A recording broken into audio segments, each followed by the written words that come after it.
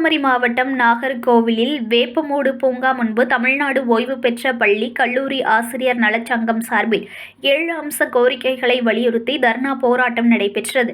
இதில் 100க்கும் மேற்பட்ட ஓய்வூதியர்கள் கலந்து கொண்டனர். புதிய மருத்துவ காப்பீடு திட்டத்தில் அரசாணை எண் 204 30/6/2002 ஊதியர்கள் மற்றும் குடும்ப ஓய்வூதியங்களுக்கு காசு இல்லா மருத்துவ சிகிச்சை வழங்க வலியுறுத்தியும், சிகிச்சை செலவு முழுவதையும் வழங்க வலியுறுத்தியும் யுனைடெட் இந்தியா இன்சூரன்ஸ் மற்றும் 3ஆம் நபர் நிர்வாகம் எம்டி இந்தியா நிறுவனங்களில் பகல் கொள்ளை திட்டத்தை கண்டித்தும், காப்பீடு திட்டத்தில் செலவினங்களை மேலே கேட்டு அனுப்பப்படும் விண்ணப்பங்கள் மீது விரைந்து நடவடிக்கை எடுத்திட வேண்டும் உள்ளிட்ட கோரிக்கைகளை வலியுறுத்தி கோஷங்களை எழுப்பினர்.